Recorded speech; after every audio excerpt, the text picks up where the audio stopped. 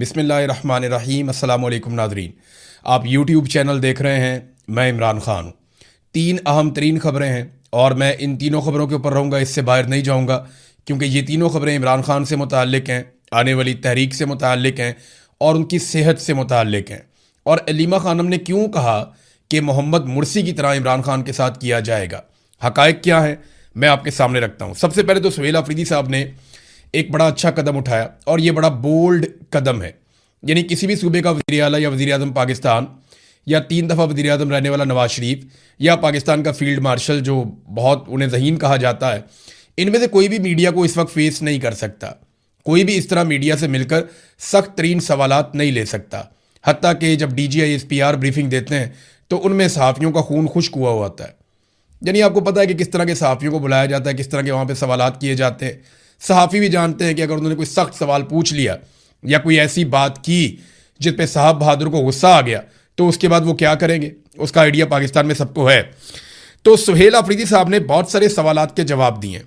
मैं सबसे पहले तो मैं शुक्रिया अदा करूँगा डिजिटल मीडिया के जो जर्नलिस्ट हैं, सबसे अच्छे सवालात उन्होंने किए। यानी सहाफ़ी तो बहुत सारे वहाँ पे गए, लेकिन जो सवालात डिजिटल मीडिया के जर्नलिस्ट हैं उन्होंने किए, उससे ये पता चलता है कि पाकिस्तान का आने वाला जो मुस्तकबिल है सहाफ़त का, वो बड़ा रोशन है। जो डिजिटल मीडिया के लोग वहाँ पे गए उन्होंने ज़्यादा सख्त सवालात किए, ज़्यादा रेलिवेंट सवालात किए और उन्हीं के सवालात के अंदर से खबरें बनी हैं। सबसे पहले तो ज़ीशान अजीज़ साहब ने बड़े अच्छे सवाल किए, आगा शेख सरवर साहब ने, शाकिर रवान साहब ने, ज़हीम लगारी साहब ने और बहुत सारे और दोस्त हैं, बड़े अच्छे सवालात किए। कुछ जो रेगुलर जर्नलिस्ट हैं उन्होंने भी अच्छे सवालात किए। तो कुछ चीज़ें जो क्लियर हुई हैं वो मैं आपके सामने रख देता हूँ। नंबर 1, उन्होंने ये क्लियर किया कि रसाई नहीं, रिहाई के लिए तहरीक चल रही है। ये सवाल मैंने भी उठाया था कि सुहेल अफरीदी का ये कहना कि इमरान खान साहब तक रसाई के लिए तहरीक है, रिहाई के लिए नहीं है, तो वो मामला उन्होंने क्लियर किया कि जी पहले शायद मैं समझा नहीं पाया या कन्फ्यूजन हो गई।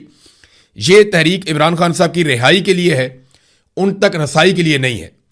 दूसरा, उन्होंने एक और बात बड़ी अच्छी तरह क्लियर कर दी कि फ़र्ज़ करें कि अगर इमरान खान साहब से मुलाकात हो जाती है तो फिर आप क्या करेंगे। यानी अगर मुलाकात हो जाती है मार्च से पहले तो आप क्या करेंगे। तो उन्होंने कहा जी इमरान खान साहब फिर जो पैगाम देंगे उसके मुताबिक हम अमल करेंगे। अगर इमरान खान साहब जेल से ये पैगाम भेजते हैं कि आप मार्च ना करें तो हम नहीं करेंगे। अगर वो जेल से ये पैगाम भेजते हैं कि मार्च ज़रूर करें तो फिर हम करेंगे। और फिर ये भी पूछा गया कि जब आप वहाँ बैठे हों और एहतजाज कर रहे हों, उस वक्त अगर इमरान खान साहब की फैमिली की मुलाकात करवा दी जाती है तो उन्होंने कहा उस सूरत में भी इमरान खान साहब ही फैसला करेंगे कि हमने उठना कब है। तो उठने के हवाले से एक क्लैरिटी वो ये लेकर आए कि हम इमरान खान साहब की रिहाई तक नहीं उठेंगे। हम उठेंगे तब जब इमरान खान साहब को रिहा कर दिया जाएगा, और अगर उनकी रिहाई से पहले हमें उठाना है तो उसका हुक्म इमरान खान साहब जारी करेंगे, तभी हम उठेंगे। तो ये एक बड़ी क्लैरिटी आई इस सारे मामले में। एक और उन्होंने बात की इख्तलाफात के हवाले से। उन्होंने कहा जी जो इख्तलाफात है पार्टी के अंदर वो ख़त्म हो जाएंगे और 1 हफ्ते के बाद आपको किसी किस्म की कोई इख्तलाफात पार्टी में दिखाई नहीं देंगे। ये बड़ा इंपॉर्टेंट है। उन्होंने कहा कि अली अमीन गंडापुर और मैं, हम दोनों को आप एक कंटेनर पे देखेंगे, हम मिलकर तहरीक चलाएंगे और हो सकता है कि हम अलग अलग जगहों पर फैल के तहरीक चलाएं। हो सकता है हम एक तरफ बढ़ना शुरू कर दें। जो भी लाया अमल होगा वो हम आखिरी हफ्ते में बताएंगे, अभी हम इसकी तैयारियां शुरू करेंगे। तो एक और जो सवाल था कि कितने लोगों को ले जाना चाहते हैं, इसमें उन्होंने कहा जी हम 20 लाख से ज़ायद लोग इस्लामाबाद की तरफ इस मरतबा जाएंगे और ये एक दिन का मैच नहीं है। हो सकता है हमें कई दिन लग जाएं, हो सकता है कि हमें रुकना पड़े, हो सकता है हम फिर आगे बढ़ें। तो ये एक लंबा मैच पड़ेगा एस्टेब्लिशमेंट के साथ पाकिस्तान तहरीक इंसाफ का। तहरीक तहफ़्फ़ुज़ आईन पाकिस्तान के हवाले से उन्होंने कहा जी वो हमारे साथ शामिल होगी इस एहतजाज में। फिर उन्होंने कहा कि अगर कोई और पॉलिटिकल पार्टी आकर हमारे साथ एहतजाज का हिस्सा बनना चाहती है तो हम उसे वेलकम करेंगे। फजल रहमान साहब के बारे में उन्होंने कहा जी तहरीक तहफ़्फ़ुज़ आईन पाकिस्तान के साथ उनकी बातचीत चल रही है, तो वहाँ जो फैसला होगा वो किया जाएगा। फिर एक और बात जो उन्होंने कही वो ये कि फ़ौज जो है वो मिलिट्री ऑपरेशन जो कर रही है खैबर पख्तूनख्वा में, इस पर ज़हीम लगारी साहब ने एक सवाल पूछा था। ज़हीम लगारी साहब का सवाल बड़ा इंपॉर्टेंट था, मैं उन्हीं के ट्वीट से आपको जवाब पढ़ के सुनाता हूँ। उन्होंने सवाल किया कि खैबर पख्तूनख्वा में मिलिट्री ऑपरेशन जारी है, जबकि इमरान खान साहब ने आपको वज़ीर आला इसीलिए बनाया था कि आप ऑपरेशन रुकवाने के लिए किरदार अदा करें। सुहेल अफरीदी साहब ने वादे जवाब दिया कि फ़ौज वहाँ ऑपरेशन कर रही है, ज़बरदस्ती ऑपरेशन कर रही है और बदमाशी के साथ ऑपरेशन किया जा रहा है। ड्रोन फ़ौज खुद कर रही है और बदमाशी से कर रही है। सुहेल अफरीदी के मुताबिक सूबाई हुकूमत की मुखालफत के बावजूद खैबर पख्तूनख्वा में ऑपरेशन मुसल्लत किया जा रहा है। उनका मौक़िफ़ इससे कबल भी यही रहा है कि सूबे में फौजी ऑपरेशन के फैसले सूबाई हुकूमत को एतमाद में लिए बगैर मुसल्लत नहीं किए जाने चाहिए।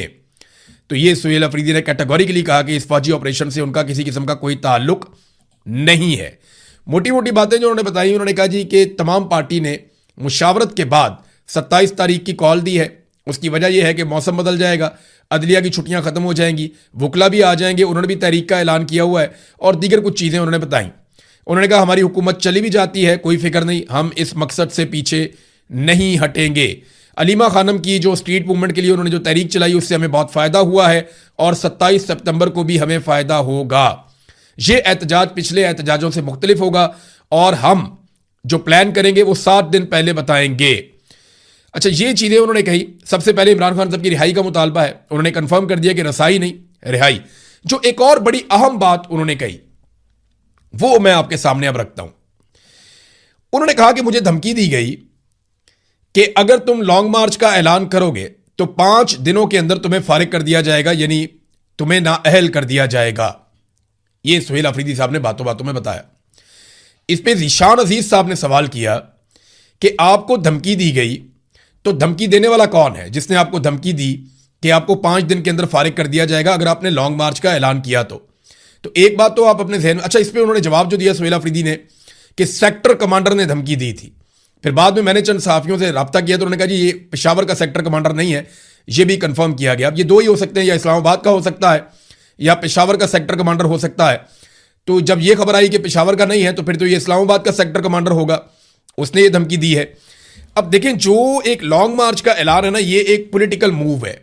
इसकी आइन और कानून में इजाज़त है कि आप पुरअमन एहतजाज कर सकते हैं, आप लॉन्ग मार्च कर सकते हैं। ये कोई गैर आइनी और गैर कानूनी चीज़ नहीं है। इसके ऊपर अगर कोई सरकारी मुलाजिम या कोई फौजी ऑफिसर जिसने हलफ लिया है कि वो सियासत में मुदाखलत नहीं करेगा, अगर वो एक मुंतखब वज़ीर आला को जो करोड़ों लोगों का नुमाइंदा है उसको अगर धमकी लगाता है और उसे ये कहता है कि मैं तुझे नाअहल कर दूंगा 5 दिन के अंदर अगर तूने लॉन्ग मार्च का ऐलान किया तो सेक्टर कमांडर की ये धमकी जो है वो उसके हलफ से गद्दारी है और उसके ऊपर आर्टिकल 6 लगना चाहिए। अब सुहेल अफरीदी साहब ने ये तो बता दिया कि सेक्टर कमांडर ने कहा है। DGISPR रोज आकर ये कहते हैं और उनके बाकी लोग भी रोज ये कहते हैं कि जनाब हमारा सियासत में कोई किरदार नहीं है। तो इस पर अब DGISPR को और आर्मी चीफ को जवाब देना चाहिए और इस पर एक्शन लेना चाहिए कि ये कौन सा सेक्टर कमांडर है जो एक सूबे के वजीर आला को ये कहता है कि अगर तुमने कोई सियासी कारकर्दगी की या तुमने कोई सियासी मूवमेंट चलाने की कोशिश की, जो हर सियासतदान का हक है, अगर तुमने कोई सियासी तहरीक का ऐलान किया तो मैं 5 दिन के अंदर तुम्हें नाअहल कर दूंगा। यह है कौन? इसके बाप का मुल्क तो नहीं है ना, ये नवाब तो नहीं बन के बैठा हुआ इस मुल्क के ऊपर, सरकारी मुलाजिम है, तनख्वाह ले रहे थे हमारे पैसों से। ये कैसे धमकी लगा सकता है एक अवाम के मुंतखब नुमाइंदे को? कायदे आज़म मोहम्मद अली जिन्ना ने इस काम से मना किया था, आईने पाकिस्तान इस काम से मना करता है, फौज का हलफ इस काम से मना करता है। तो एक सेक्टर कमांडर कैसे एक मुंतखब वजीर आला को, जो अवामी मुंतखब नुमाइंदा है, जिसको अवाम लेकर आई है, जिनके पैसों से वो सेक्टर कमांडर तनख्वाह लेकर अपने बच्चे पालता है, अपने बच्चों को पढ़ाता है, खुद भी रोटी खाता है, अपने घर वालों को भी रोटी खिलाता है, वो कैसे उसे धमकी लगा सकता है कि 5 दिन के अंदर तुम्हें नाअहल कर दिया जाएगा? एक बड़ा सवाल है ना, इसका जवाब आना चाहिए। DGISPR को भी जवाब देना चाहिए, इसका जवाब आर्मी चीफ को भी देना चाहिए और सेक्टर कमांडर से पूछा जाना चाहिए। और सुहेल अफरीदी साहब की जिम्मेदारी क्या है? जो आइन और कानून के मुताबिक है। देखें, जब एक जिम्मेदार शहरी होता है ना, उसके सामने कोई जुर्म होता है या उसके साथ कोई जुर्म होता है तो उसकी रिस्पॉन्सिबिलिटी है कि उसको रोके। एक जिम्मेदार शहरी की यह रिस्पॉन्सिबिलिटी है कि वो गैर आइनी गैर कानूनी हरकत देखे तो उसको रोके या उसको रिपोर्ट करे। तो सुहेल अफरीदी साहब इसको हर मुताल्लिका फोरम के ऊपर रिपोर्ट कर सकते हैं और उन्हें यह रिपोर्ट करना चाहिए। इस मामले को सूबाई असम्बली में उठाना चाहिए, इसके ऊपर एक करारदाद लानी चाहिए कि एक सेक्टर कमांडर ने धमकी लगाई, इस सेक्टर कमांडर का नाम भी मंजर आम पे लाना चाहिए और सूबाई असम्बली में उसके खिलाफ करारदाद पेश करनी चाहिए, उसे पास करवाना चाहिए। इस मामले में पुलिस को FIR दर्ज करने का कहना चाहिए। अगर पुलिस FIR ना दर्ज करे तो मजिस्ट्रेट के पास जाना चाहिए और उससे ऑर्डर लेना चाहिए कि यह FIR दर्ज की जाए, क्योंकि वजीर आला को धमकाया गया है कि तुम्हें नाअहल कर दिया जाएगा अगर तुमने लॉन्ग मार्च का ऐलान किया तो। और इसके साथ साथ जीएचक्यू को लेटर लिखना चाहिए, बाकायदा डीजीआईएसआई को भी लिखना चाहिए कि आपके सेक्टर कमांडर ने धमकी लगाई है, ताकि निज़ाम एक्सपोज तो हो ना। तो ये वजीर आला को फौरी तौर पर इकदाम लेने चाहिए, ताकि आइंदा के लिए ये रास्ता तो बंद हो गया, जो आता है दिल करता है धमकी लगाता है, जो आता है दिल करता है गिरबान पकड़ लेता है, जो आता है वो कहता है जी मैं फैसला करूंगा बंद कमरों के अंदर। तो नाजरीन, अब एक और, ये तो हो गया सुहेल अफरीदी वाला चैप्टर, बहुत सारी चीजें उन्होंने क्लियर की हैं, लेकिन इम्तिहान बड़ा सख्त है। सुहेल अफरीदी साहब पे तनकीद के बहुत निश्तर चले, बहुत ज्यादा। सुहेल अफरीदी पे इमरान खान साहब ने भरोसा किया था। ये वो वक्त है जब सुहेल अफरीदी अपने आप को अगर साबित करना चाहें तो वो कर सकते हैं। यहां उन्हें बाजी लगानी पड़ेगी जान की। जितना बड़ा आपको ओहदा मिलता है, जितनी बड़ी आपको इज्जत मिलती है, उतना बड़ा आपका इम्तिहान भी होता है। तो सुहेल अफरीदी को अपने लीडर की तरह इम्तिहान में सुरखरू होना पड़ेगा। वो कभी सोच भी नहीं सकते थे कि उन्हें वजीर आला बनाया जाएगा, और उन्हें इमरान खान ने वजीर आला के लिए चुना। अब उन्हें साबित करना होगा कि इमरान खान साहब का इंतखाब गलत नहीं था, और ये उनके लिए एक मौका है। या तो वो अपने आप को बचा लें या अपनी लेगेसी बचा लें, और अगर उन्होंने खड़े होकर दिखाया तो उनकी पूरी कौम को और पूरे पाकिस्तान को उन पे हमेशा फख्र रहेगा। अब आ जाए इमरान खान साहब की सेहत के हवाले से जो मामला हैं उस पर। लेकिन पहले थोड़ी सी एक चीज़ मैं आपको बताऊं कि कोर कमेटी का इजलास हुआ पाकिस्तान तहरीक इंसाफ की, और उसमें दो अहम फैसले हुए। फैसले 3-4 हैं, लेकिन दो जो अहम चीज़ें उसमें एक ये है कि आज के दिन में तमाम MNAs और सेनेटर्स जो पार्लियामेंटेरियंस हैं वो इस्लामाबाद हाई कोर्ट जाएंगे। सुबह 10 बजे वहाँ पे समाअत है इमरान खान साहब के मुकदमे की, तो वहाँ पे जाएंगे और जाकर समाअत करेंगे और कोशिश करेंगे कि अदालत वहाँ से इमरान खान साहब की कैद तन्हाई के मामले में इंसाफ फराहम करे, और इमरान खान साहब की उनके मुआलिजीन की मौजूदगी में अस्पताल से इलाज को यकीनी बनाया जाए, उनकी फैमिली से उनकी मुलाकात करवाई जाए, उनके बच्चों के साथ उनका रब्ता करवाया जाए और चीज़ों को नॉर्मलाइज किया जाए। ये वो कोशिश करेंगे। तो देखते हैं कि ये कोशिश कामयाब होती है या नहीं होती। दूसरा, कल के दिन में, मंगल के दिन, इमरान खान साहब की बहनें मुलाकात के लिए अडियाला जेल जाएंगी। तो इमरान खान साहब की बहनें अडियाला जेल के बाहर जब जाएंगी तो पाकिस्तान तहरीक इंसाफ ने यह भी फैसला किया, कोर कमेटी ने, कि MPAs, MNAs और सेनेटर्स भी अडियाला जेल के बाहर जाएंगे और वहाँ पे एक अलामती धरना भी देंगे ताकि इमरान खान साहब की रिहाई के लिए दबाव बढ़ाया जाए। तो पाकिस्तान तहरीक इंसाफ ने अब दबाव बढ़ाने की पॉलिसी इख्तियार की है। देखते हैं ये पॉलिसी आगे जाके कैसे काम करती है। असद कैसर ने, फैसल चौधरी ने, मेजर ताहिर सादिक ने और दीगर और बहुत सारे पाकिस्तान तहरीक इंसाफ के लोगों ने अब सोशल मीडिया के ऊपर आवाज़ उठाना शुरू की है इमरान खान साहब की सेहत के हवाले से। देखिए, ये जो खबर दी है ना सिद्दीक जान ने, मेरी अब उनसे भी बात हुई है। जो दीगर सहाफ़ी जिन्होंने खबरें दी है, मेरी उनसे भी बात हुई है। अब मुझे भी एग्जैक्टली पता है कि वो कौन सा सोर्स है जिसने आगे ये सारी बातें बताई हैं। लेकिन इमरान खान साहब की बहनें ये कहती हैं कि उन्हें इस बात पे यकीन नहीं है कि इमरान खान साहब का ब्लड प्रेशर हाई हुआ। वो ये क्यों कहती हैं, इस बात को ज़रा आपको समझना पड़ेगा। इमरान खान साहब की फैमिली में किसी को भी ब्लड प्रेशर का प्रॉब्लम नहीं है। ये ब्लड प्रेशर का जो मसला होता है ना, ये अमूमन फैमिली के साथ आता है, ख़ानदान में होता है, किसी ना किसी को चल रहा होता है तो आगे मुंतकिल हो जाता है। तो उन्हें यह लगता है कि क्योंकि ख़ानदान में किसी को भी ब्लड प्रेशर का मसला नहीं था, तो ऐसे इमरान खान साहब को बैठे बैठाए ये प्रॉब्लम हो नहीं सकता। दूसरा, उनका ये मानना है कि इमरान खान साहब रोज़ाना 4-4 घंटे, 3-3 घंटे एक्सरसाइज करते हैं। तो जो आदमी अपनी फिटनेस का इतना ख्याल रखता हो और रोज़ाना की बुनियाद के ऊपर वो एक्सरसाइज करे, उसका ब्लड प्रेशर का मसला कैसे हो सकता है? ये भी सवाल उनके दिमाग में है। और इस वजह से उन्हें लगता है कि नहीं, ब्लड प्रेशर का मसला इमरान खान साहब का नहीं हो सकता, क्योंकि उनके पास डायरेक्ट कोई इंफॉर्मेशन नहीं है। लेकिन जो लोग इंफॉर्मेशन दे रहे हैं वो बड़ी पक्की इंफॉर्मेशन दे रहे हैं। मुझे अब सोर्स का भी पता है, लेकिन मुझे नहीं लगता कि वो सोर्स बताना चाहिए किसी की इजाज़त के बगैर। और तीसरा ये है कि उन्होंने मुर्सी की मिसाल क्यों दी। ये मैं आपको बताता हूँ कि इमरान खान की बहन अलीमा खानम ने मुर्सी की मिसाल क्यों दी। उन्हें यह लगता है कि मोहम्मद मुर्सी की तरह एक दिन इमरान खान साहब को भी इस हालत में पहुंचा दिया जाएगा कि उनकी खुदा न खास्ता जान चली जाएगी। ये उनकी बहनों को लगता है, और उसके लिए ये ग्राउंड तैयार की जा रही है। अलीमा खानम ने जो स्टेटमेंट दिया मुर्सी के हवाले से, मैं चंद चीज़ें आपके सामने रखता हूँ। 17 जून 2019 को अदालत में पेश किया गया था मोहम्मद मुर्सी को, और इस पेशी के दौरान अचानक से वो बेहोश होकर गिर पड़े थे। फिर उन्हें अस्पताल में ले जाया गया, तो अस्पताल की इंतजामिया ने बताया कि वो मुर्दा हालत में आए हैं। सरकारी बयान के मुताबिक उनकी मौत जो हुई थी वो दिल के दौरे से हुई थी, लेकिन उनका ख़ानदान, मुस्लिम बरादरी और बहुत सी बैनुल अक़वामी इंसानी हकूक़ की तंजीमें, हत्ता कि अक़वाम मुत्तहिदा, ये मानते हैं कि उन्हें कई साल तक सख्त कैद तन्हाई में रखा गया। उन्हें मुनासिब तिब्बी सहूलतें नहीं दी गई, और यही वजूहात थी कि उनकी सेहत बिगड़ती गई। और बिलाखिर उनकी मौत हो गई। अक़वाम मुत्तहिदा के एक आज़ाद माहिर ने भी बाद में कहा था कि उनकी कैद के हालात और जो कुछ भी उनके साथ हुआ, नाकाफ़ी तिब्बी सहूलियात थी उनके पास, तो उनकी जो कबल अज़ वक्त मौत हुई है उसके पीछे ये सारी वजूहात थीं जो जुल्म उनके साथ किया गया।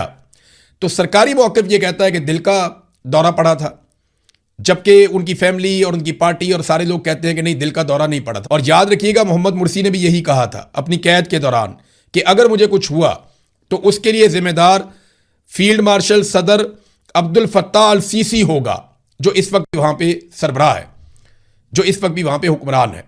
मैं आपको चीजें डॉट कनेक्ट करके दे रहा हूं। 2013 में मुर्सी को गिरफ्तार किया गया। ये पहले बाकायदा वहां पे सदर थे जो जमहूरी तरीके से आए थे।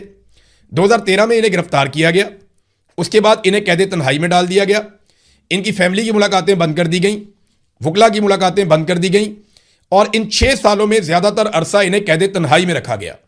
मुर्सी की हालत बिगड़ती गई, उन्हें अदालत में पेश किया गया और उनका इंतकाल हो गया। हुकूमत ने कहा यह तो दिल का दौरा पड़ा है। 2013 में जब उन्हें गिरफ्तार किया गया तो बहुत बड़े पैमाने पर एहतजाज हुए थे और सैकड़ों लोग मारे गए थे। लेकिन 2019 में जब उन्हें हार्ट अटैक आया तो उस वक्त तक उनकी ताकत तोड़ दी गई थी। वहां की मिलिट्री एस्टेब्लिशमेंट बहुत ताकतवर हो गई थी और उन्होंने हर किस्म के एहतजाज को दबा दिया था।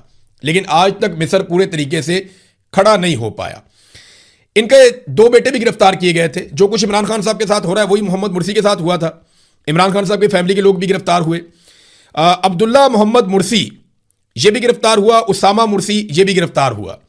और एक जो छोटा बेटा था इनका, वो 25 साल की उम्र में 4 सितंबर 2019 को जेल के अंदर हार्ट अटैक आने से उसकी भी हलाकत हो गई। उसके बारे में भी फैमिली कहती है कि इसको जहर दिया गया या उसे मारा गया। 25 साल के नौजवान को तो हार्ट अटैक नहीं हो सकता, तो ये हार्ट अटैक से कैसे मर गया? लेकिन मोहम्मद मुर्सी को भी हार्ट अटैक आया, उनके 25 साल बेटे को भी हार्ट अटैक आया, और बाप के दुनिया से जाने के चंद महीने बाद बेटा भी मर गया। अब मोहम्मद मुर्सी के बारे में आलमी सतह पे बार बार यह कहा जाता है कि अल सीसी ने उसको कत्ल किया, क्योंकि उसने अपनी जिंदगी में कहा था कि अगर मैं मरा या मुझे कुछ हुआ तो उसके लिए जिम्मेदार अल सीसी होगा। यह कहा था कि फील्ड मार्शल जो अल सीसी है वो जिम्मेदार होगा, जो जबरदस्ती वहां पे सदर बन के बैठ गया। तो ये है नाजरीन मुर्सी की कहानी जो इमरान खान साहब की बहनें बताती हैं। बिल्कुल एग्जैक्टली इमरान खान साहब के हालात उसी डगर पर चल रहे हैं। 25 अक्टूबर 2025 को फील्ड मार्शल आसिम मुनीर जाते हैं और वो जाकर मिस्र के सदर अल सीसी से मुलाकात करते हैं, और उसके बाद इमरान खान साहब को कैद तन्हाई में डाल दिया जाता है। समझ आ रही है आपको बात की? फील्ड मार्शल आसिम मुनीर 25 अक्टूबर 2025 को जाते हैं और जाकर मुलाकात करते हैं मिस्र के सदर से, अल सीसी से, जिसने मुर्सी को ठिकाने लगाया था मुबैना तौर पे। और उसके बाद फील्ड मार्शल आसिम मुनीर साहब इमरान खान साहब को कैद तन्हाई में डाल देते हैं, और तब से लेकर अब तक इमरान खान साहब कैद तन्हाई में। तो जो कुछ अल सीसी ने किया मुर्सी के साथ, अल सीसी से मुलाकात के बाद उसी पैटर्न के ऊपर चल रहे हैं फील्ड मार्शल आसिम मुनीर साहब। वो भी फील्ड मार्शल, ये भी फील्ड मार्शल। वो सदर बन गया, ये अभी सदर नहीं बने, लेकिन खबरें आ रही हैं कि सदर बनना चाहते हैं। उसने अपने मुखालिफ की पार्टी को पहले कुचल के कमजोर कर दिया, बर्बाद कर दिया, उसके बाद उसको जेल में मार दिया, और ये भी अपने मुखालिफ के साथ उससे मिलती जुलती चीज कर रहे हैं। तो इसीलिए इमरान खान साहब की बहन ने मोहम्मद मुर्सी की मिसाल दी। तो समझदार के लिए इशारा ही काफी है। मैंने आपको दोनों चीजों का कंपैरिजन या दोनों शख्सियात के बारे में जो हो रहा है वो बता दिया। निजाम नाजरीन इस लेवल तक गिर गया है कि इस्लामाबाद में एक मुकदमा दर्ज होता है दहशतगर्दी का, कि जनाब इस मुकदमे में ये बंदे इन्होंने डंडों से और पत्थरों से पुलिस के ऊपर हमला कर दिया और जनाब रियासत को बड़ा नुकसान पहुंचाया। तो इसमें पुलिस ने जो बंदे पकड़े उनमें एक बंदा पकड़ के अदालत में पेश कर दिया जिसके दोनों हाथ ही नहीं है। ये एक शहरी है जिसका नाम है अल्ताफ। इसके दोनों बाजू नहीं है, ये दोनों बाजुओं से माजूर है। पुलिस ने इसके ऊपर इल्जाम लगाया कि जनाब इसने हमें डंडे मारे और इसने हमें पत्थर मारे हैं। मुकदमा दर्ज करके इसको अदालत में पेश कर दिया, और आप ढिठाई और बेशर्मी देखें कि अदालत में उस जज ने वकीलों के बताने के बावजूद कि जनाब इस बंदे के तो दोनों हाथ ही नहीं है, जज साहब इस बंदे के दोनों हाथ नहीं है और ये कैसे पत्थर मार सकता है, डंडा मार सकता है। जज ने फिर भी उसका 1 दिन का रिमांड दे दिया, और जब अगले दिन लाके उसको अदालत में पेश किया गया तो वकीलों ने बताया कि जनाब